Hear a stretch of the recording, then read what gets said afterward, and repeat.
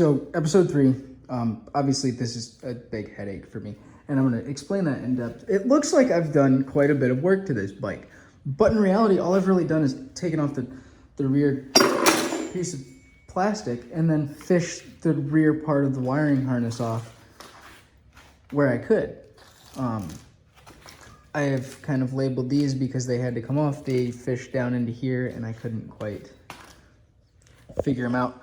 But my next hurdle is going to be figuring out which of these vacuum lines, sensors, if there is any, on this intake as a whole, I have to keep, what I can get rid of, and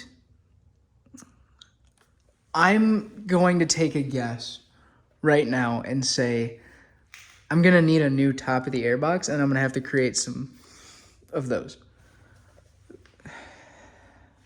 Or plug this off, tube like an F1 car.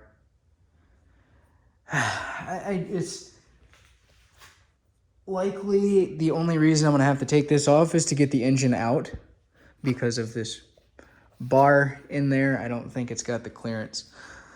But I don't quite know how I'm going to take the engine out when I get to that point. And I know at some point I'm probably going to have to disassemble this back end to get some of the pieces I need. And I'm still just fiddle farting around with the wiring harness. I mean, I've almost got it all. I've just got to label these last two up here and fish out the rest that this is connected to. And I mean, that should be the rest of it. There's probably little pieces tucked away that I've got to fish out, figure out what they go to. Like there's this right there. I've got to take the radiator off and kind of clean it up, put it out. But yeah, I'm going to try to kind of figure out this top end bit and then come back and kind of give you guys an update. So I have taken off the start button and the emergency stop switch. I want both of those in the build.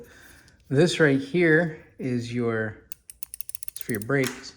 When you pull your brake lever back, this button gets pushed and it tells your ECU to pop your brake lights on. I put off taking the intake apart because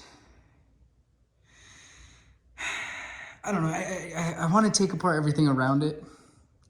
That way it makes this a little easier because, I mean, I can already see that this might be a headache. I know it's only held on by this one's not even on. So, yeah, that one's not even on. But there's 4 of these, right? So there's these little clamps in here and a screw goes through there and it clamps it down. There's 3 more, 1, 2, 3 more of those.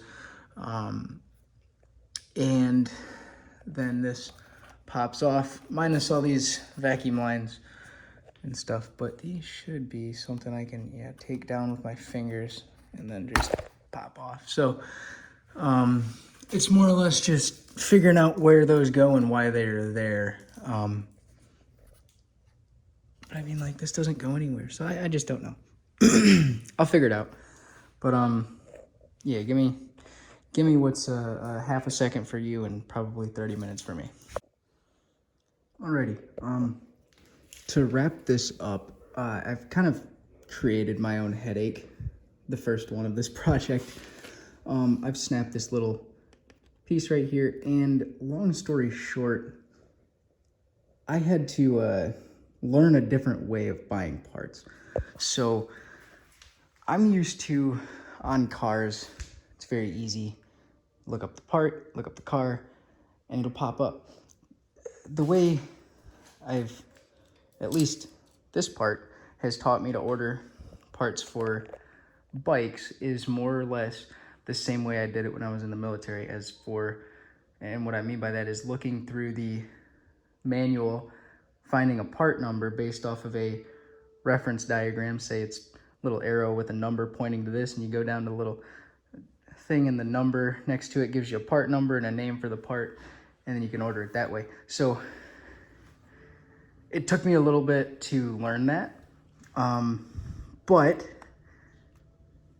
useful for the rest of this. I'm going to break more stuff I'm going to cause myself more headaches. This one was big, turned out to be a little bit of soul searching. But yeah, I'm going to wrap this one up. Next video, I'm probably going to be taking more of this stuff off and explaining kind of how it all works. And then why me breaking this part almost was the end of this project. I'll take it easy.